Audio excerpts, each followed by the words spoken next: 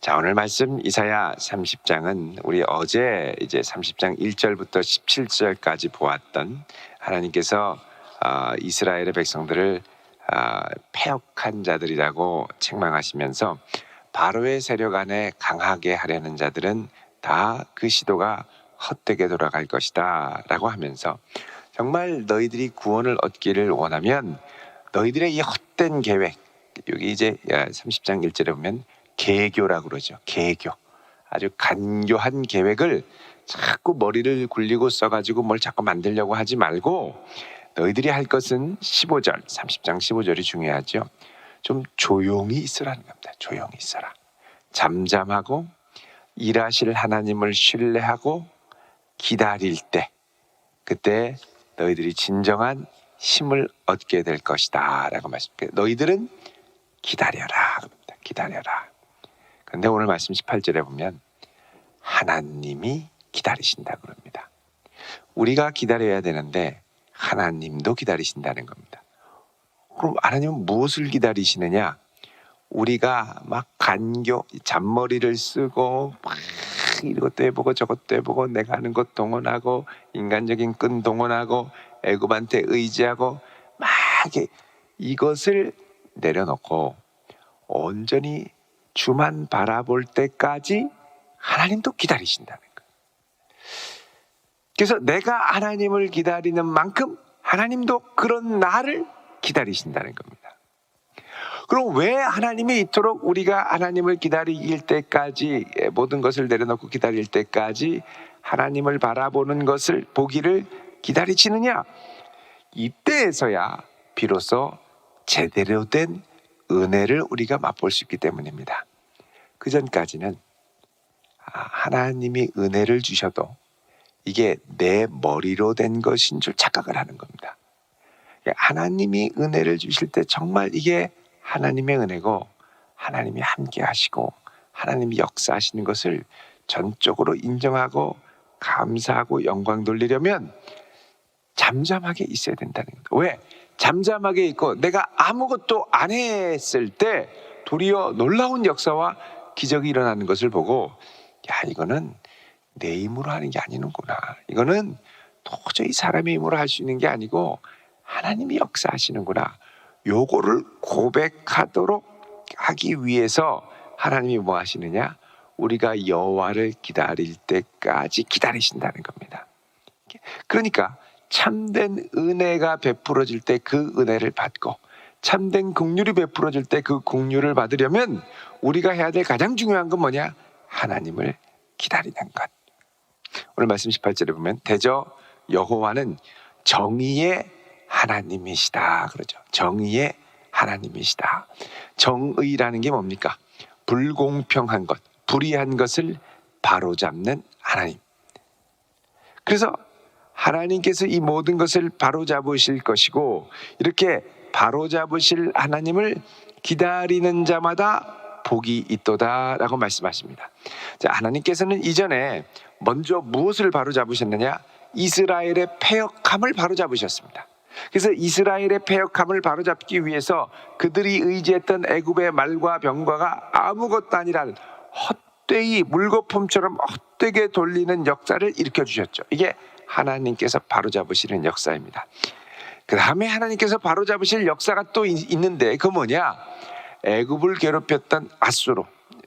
이 이사야 10장 5절에 보면 아수르는 내 진노의 막대기고 내가 사용하는 몽둥이라고 그러죠. 이 몽둥이가 너무 교만해서 이제 하나님은 뭘 하시느냐? 이 몽둥이를 바로잡으시는 역사. 이 몽둥이를 바로잡으면 어떻게 되냐? 이게 이제 이스라엘에게는 구원의 역사로 다가오게 되는 것이죠. 그래서 이 역사를 하나님이 일으키실 때까지 너는 뭐 하느냐? 기다리라는 겁니다. 기다리라. 또 다른 한편으로는 이스라엘이 잔머리를 쓰고 애굽한테 의지하지 않을수록 아수르는 불의를 덜 행하게 됩니다. 아수르가 이런 이스라엘과 애굽을 막 압박하고 핍박하느라고 더 교만해지고 더 포악해지죠. 하나님께서 너희들 좀 가만히 있어라. 왜냐하면 이스라엘의 교만과 아수르의 교만을 다 이 헛된 교만과 이 야수리의 이 교만을 다 찢어야 되는데, 그러려면 먼저 하나님을 배반한 유다부터 찢어야 되고, 그리고 그가 의지했던 애굽을 찢어야 되고, 그 다음에 아수르를 찢어야죠. 그러니까 기다려서 멈추면 하나님께서 바로 잡으시고 헛되다는 걸 알게 하시고, 그 다음에 뭘 바로 잡느냐? 교만한 몽둥이인 아수르를 바로 잡으신다는 거예요. 그럼 아수르는 어떻게 바로 잡으시느냐? 여러분 32절에 보시면 31절, 아수르가 낙담하고 주님께서는 예비하신 막대기로 치실 것이다. 32절에 여호와께서 예정하신 몽둥이를 아수르 위에 토하실 것이다. 네, 나중에 이제 바벨론으로 치시죠. 근데 아이러니한 건 예전에 아수르가 하나님이 쓰시던 막대기요 몽둥이였다는 겁니다. 여러분 이사야 10장 5절을 한번 보시죠. 10장 5절. 자, 여기 보면 아수르 사람은 화 있을진저 그는 내 진노의 막대기, 그 손의 몽둥이는 내 분노다. 그러니까 하나님의 진노의 막대기, 하나님의 분노의 몽둥이가 바로 아수르였는데, 교만하게 하나님의 뜻대로 쓰임받기를 거절하니까 이제 어떻게 하느냐? 하나님이 또 다른 몽둥이로 아수르를 친다는 거예요. 그러니까는 그때까지 하나님의 이 심판과 역사가 있을 때까지, 다 이루어질 때까지 너희는 어떻게 하느냐? 기다려라. 기다려라. 자, 기다리면 아무것도 안 해서 답답한 것 같죠. 기다리면 하나님이 역사하십니다. 그럼 기다리면서 우리가 할 건 뭐냐? 아버지의 뜻이 하늘에서와 같이 땅에서도 이루어지도록 기도하는 것이죠.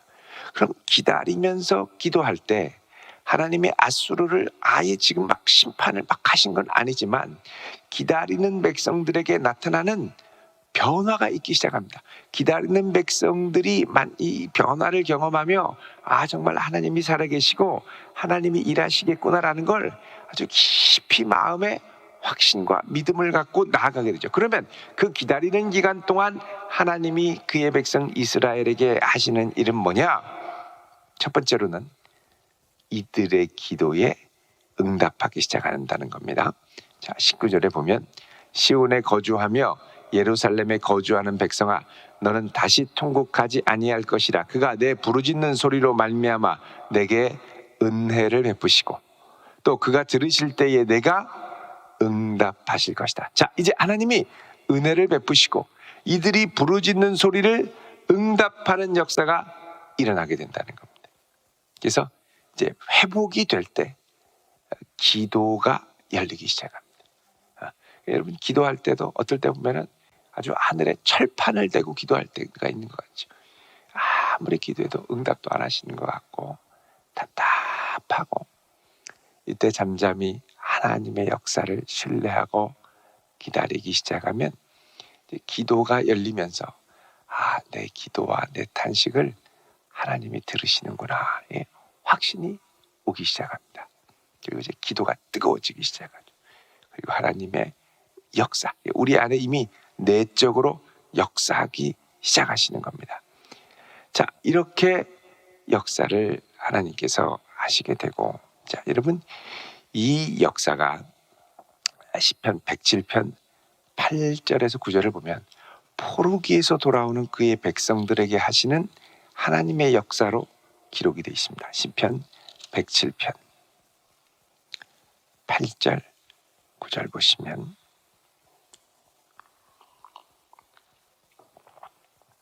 자, 먼저 2절에 107편 2절에 뭐라고 그러냐면 여호와의 속량받은 자들이, 3절에 동서남북 지방으로부터 모일 때, 이들이 이전에는 광야 사막길에서 방황하고 목마르고 피곤했었는데 이제 하나님께 돌아올 때, 6절에 근심 중에 여호와께 부르짖음에 하나님은 고통에서 건지고 바른 길로 인도하시고 거주할 성읍에 이르게 하시고, 그래서 9절에 사모하는 영혼에게 만족을 주시고 줄인 영혼에게 좋은 곳으로 채워주시는 역사가 일어납니다. 자, 이 속량받은 자들이 돌아오는 역사, 이제 회복의 역사가 일어나기 시작할 때, 그러니까 회복의 역사가 일어날 때 하나님께서 무엇을 열기 시작하느냐? 기도를 열고 응답을 열기 시작하신다는 겁니다. 두 번째는 영안이 열려 하나님을 알고 보기 시작하는 겁니다. 하나님의 역사를 보기 시작하는 거죠. 20절에 전에는 주님께서 너희에게 환난의 떡과 고생의 물을 주셨다. 예. 이것은 환난의 떡이라는 건 이제 환난을 떡 삼아서 먹고, 그죠? 고생을 물 삼아서 마시듯 아주 힘들었다라는 거죠. 자, 이전엔 이렇게 했는데 이제 너희의 스승은 다시 숨기지 아니하시리니 내 눈이 스승을 볼 것이다. 자, 스승을 봅니다. 여기서 스승은 이제 이게 히브리어 원문으로 보면 단수도 되고 복수도 됩니다. 복수로 보면 이거는 선지자들입니다. 하나님이 선지자들을 보내시죠. 근데 사실 이스라엘 백성들이 선지자들의 말을 듣기를 싫어하고 거부했습니다. 그래서 내가 원하는 대로 말해라 막 이러지 않습니까? 근데 예레미야 선지자가 가서 막 얘기할 때는 예레미야 말하지 말라고 그러고 구덩이에, 왕궁 구덩이에 집어넣어서 막 두기도 하고, 예레미야 아주 막 무시하고, 그러니까 하나님의 선지자들을 막 이렇게 환난의 때, 교만할 때는 이제 거부하게 되죠. 하나님께서 엘리야 때도 내가 바알에게 무릎 꿇지 않은 7,000명을 예비해뒀다, 숨겨뒀다는 것이죠. 자, 이렇게 이제 숨겨뒀었는데 하나님의 백성들이 하나님의 음성을 듣기를 거부하고 선지자들을 핍박하니까 숨었다가 이제 하나님이 회복하고 응답을 하시기 시작할 때, 그때 하나님의 뜻을 알도록 그의 종들을 보내기 시작합니다. 말씀의 부흥이 일어나기 시작합니다. 그리고 눈을 열어 스승을 보게 되고, 그러면서 이제 하나님의 뜻에 가까이 가게 되는데 21절 너희가 오른쪽으로 치우치든 왼쪽으로 치우치든 뒤에서 하나님의 음성이 들려 이것이 바른 길이니 너희는 이리로 가라 할 것이다. 자, 이 선지자들을 통해서 역사하시고, 그리고 궁극적으로는 아까 말씀드린 이 스승은 단수로도 이제 사용이 되는데, 단수라고 그러면 이건 하나님이십니다. 그러니까 선지자들 배후에 역사하시는 하나님의 소리로 우리는 항상 갈 때 어떻게 하냐면 좌로 치우치든지 우로 치우치든지 극단적으로 치우치는데, 하나님은 바른 길로 우리를 뒤에서 말씀하시고 안내하신다는 겁니다. 자, 이렇게 하나님의 뜻대로 가면 세 번째로 뭐가 또 일어나냐면 우상을 버리기 시작합니다. 정말 하나님만 의지해야 되겠구나. 내가 의지하던 헛된 것들을 깨닫고 버리기 시작하죠.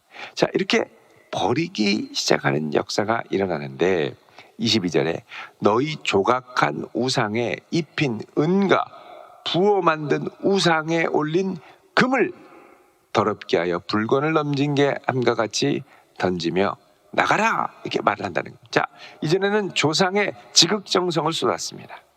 그래서 은도 붓고 금도 붓고, 근데 이런 것들을 다 집어던지면서 나가라, 우상을 버리는 단호한 태도죠. 그리고 23절에 내가 땅에 뿌린 종자에 주께서 비를 주사. 자, 이제는 하나님께서 이들이 했던 수고에 열매를 더하게 하시는데 그 큰 시작이 뭐냐? 비를 주기 시작한다는 겁니다. 비를 주기 시작한다. 여러분 신명기 28장 23절을 한번 보십시오. 신명기 28장 23절.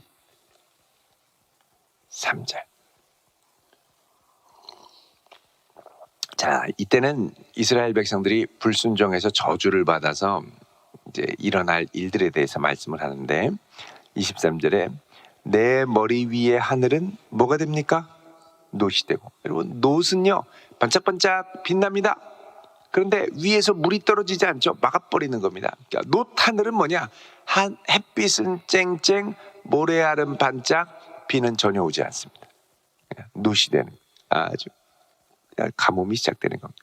내 아래의 땅은 철이 된다. 이 땅에 철판을 깔았네요. 우리는 철판 까는 게 얼굴에만 철판 깐다고 하지만 아닙니다. 땅에 철판을 깔면 식물이 자라질 않습니다. 소산이 없는 거예요. 하나님을 떠났을 때 이런 저주가 오고, 그리고 24절에 하나님이 비 대신 이 땅에 티끌과 모래를 내려서 결국은 망하게 하신다는 겁니다. 그런데 이제 하나님께서 다시 이사야로 오면 이 땅에 뿌린 종자에 비를 주사. 이건 뭐냐?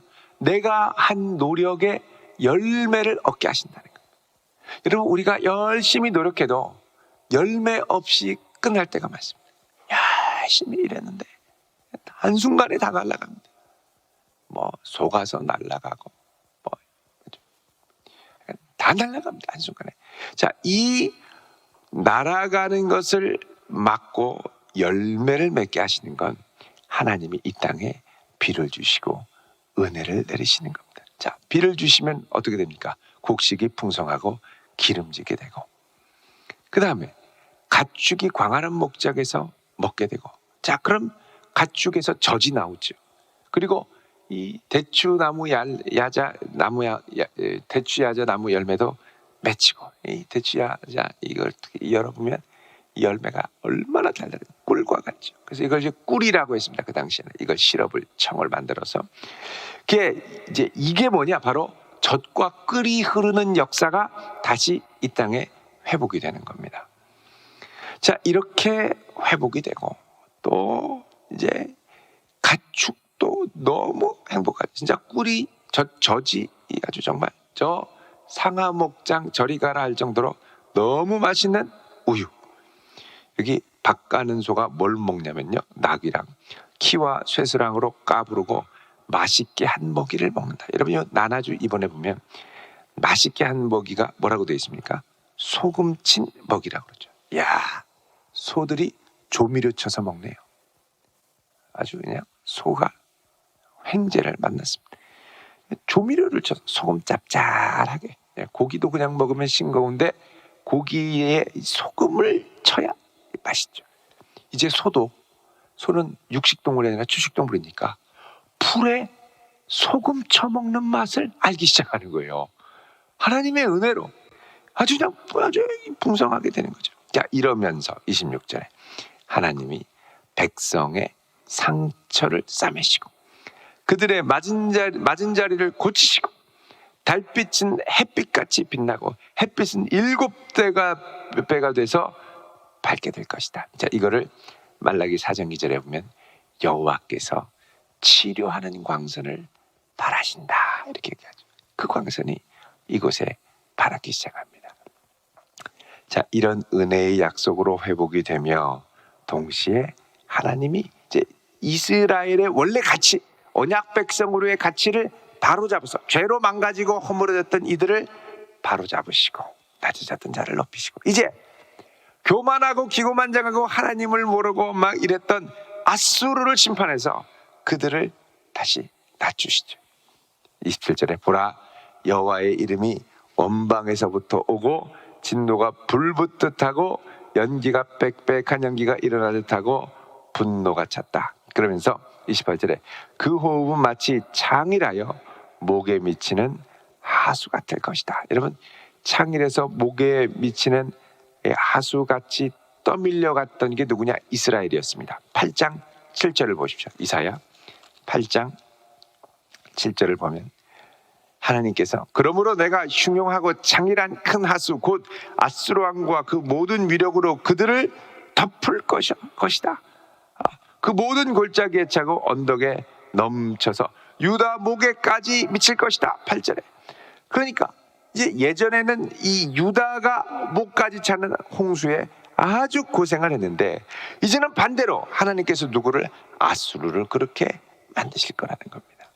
그래서 28절에 목에 미치는 하수같이 하나님께서 이들을 심판하는데 멸하는 키로 열방을 가고, 멸하는 키, 나파트 샤웬데, 요거를 이제 다른 말로 번역을 하면 공허의 기질입니다. 이들이 열심히 노력하는 걸 하나님이 기질을 하면 혼돈과 공허로 끝나게 된다는 거죠. 또 그 입에 미혹하는 재갈을 물린다. 그러니까 말이 재갈을 물리면 재갈이 물려서 꼼짝 못하고 이 마부가 끄는 대로 가는데 미혹의 재갈, 미혹에 빠져가지고 자기 뜻대로 못하고 이 미혹이 이끄는 대로 가는데 결국은 이제 망하게 되는 거죠. 자, 이때 하나님께서 이 23, 22절에 예정하신 몽둥이로 아수르를 심판하시고 33절에 대저 도벳은 세워졌고 왕을 위하여 예비된 것. 여러분, 이 도벳이 뭐 했던 자리냐면 열왕기하 23장 10절에 보면 이 가증한 인신제사를 드렸던 몰렉 제사, 도벳 산당이 있던 곳이 이게 이제 흰놈 골짜기에 있었는데 여기입니다. 그래서 이들이 그죠? 이 33절 끝에 보면 유황개천 같이 뜨거운 유황이 흐르면서 다 태우는 것처럼 아수르를 심판하실 것이다 라고 말씀합니다. 그러니까 오늘 이 말씀을 보면 하나님이 장차 이 세상에 어그러진 불의와 부정의를 다시 공평과 정의로 조절하시는 역사가 여기 나타나죠. 낮아진 이 유다는 높이시고 높아진 아수르는 낮추시고, 결국 이 하나님의 역사를 기다리며 우리는 뭘 해야 되느냐? 잠잠히 그를 기다리라는 겁니다. 우리의 믿음이 그분을 충분히 기다릴 수 있다는 걸 하나님이 보기 시작할 때 그 다음부터 하나님이 일어나셔서 친히 우리를 위해 역사하기 시작하실 것입니다. 이런 하나님의 역사를 신뢰하며 정말 전심으로 주님을 잠잠히 기다릴 수 있는 성도, 주여 오소서 역사하소서, 나는 주님만 신뢰하나이다, 이렇게 고백할 수 있는 복된 백성 되시기를 주님의 이름으로 축원드립니다. 기도하겠습니다. 거룩하신 아버지 하나님, 오늘 이 한날도 찾아오셔서 우리의 삶 가운데 역사하여 주시옵소서. 주를 기다리오니 주를 사모하오니 주여 오셔서 사모하는 영혼을 주님의 신령한 젖과 꿀로 채워 주옵소서. 예수님의 이름으로 기도드리옵나이다. 아멘.